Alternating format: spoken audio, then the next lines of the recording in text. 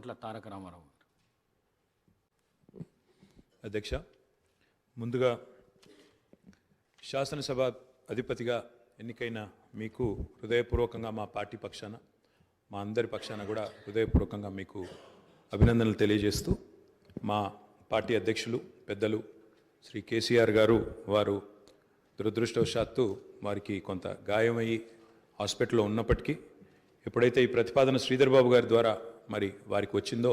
వెంటనే ఒక క్షణం కూడా సంకోచించకుండా, రెండో ఆలోచన లేకుండా తప్పకుండా సహకరించవలసిందే అని చెప్పి ఏకగ్రీవంగా ఎన్నిక కావడానికి వారు మాకు ఆదేశాలు ఇవ్వడం జరిగింది. దానికి అనుగుణంగానే నిన్న మీ నామినేషన్లో కూడా మేమందరం కూడా పాల్గొనడం జరిగింది.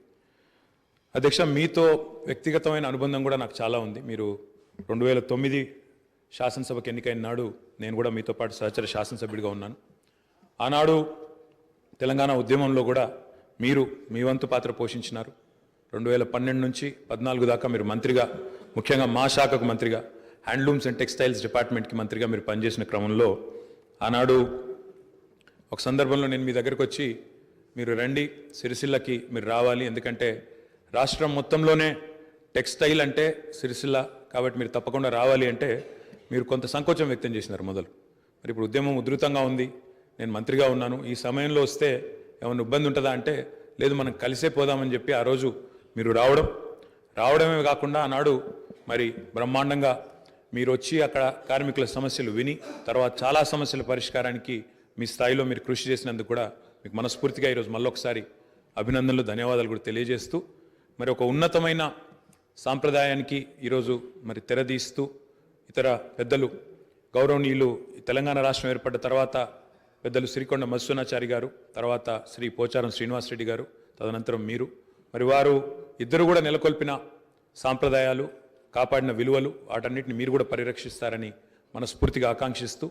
మీ ఉన్నతికి మనస్ఫూర్తిగా అభినందనలు తెలియజేస్తూ, మరి ఇప్పుడే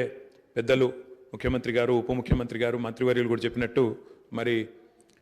ఈ సభ అందరి సభ, ఈ సభలో ఉండే ప్రతి సభ్యుడి యొక్క గౌరవాన్ని, ప్రతి సభ్యుడి యొక్క హక్కులను,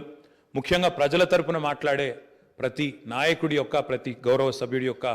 మరి గొంతును వినిపించే విధంగా ఆ బాధ్యత మీరు తప్పకుండా సమర్థవంతంగా నిర్వహిస్తారని మనస్ఫూర్తిగా ఆశిస్తూ, మరి ఒక సామాన్య ఎంపీటీసీ పదవి నుంచి ఈరోజు శాసనసభ స్పీకర్గా ఎదిగిన మీ జీవితం ఏదైతే ఉందో, రాజకీయ ప్రస్థానం ఏదైతే ఉందో, ఇది చాలామందికి తప్పకుండా స్ఫూర్తిదాయకంగా ఉంటుందని చెప్పి మనసారా ఆకాంక్షిస్తూ మీ బాధ్యతలో మీరు 100% విజయవంతం సాధించాలని మా పార్టీ తరఫున కూడా కోరుకుంటూ మళ్ళొకసారి మీకు అభినందనలు అధ్యక్ష. Thank you.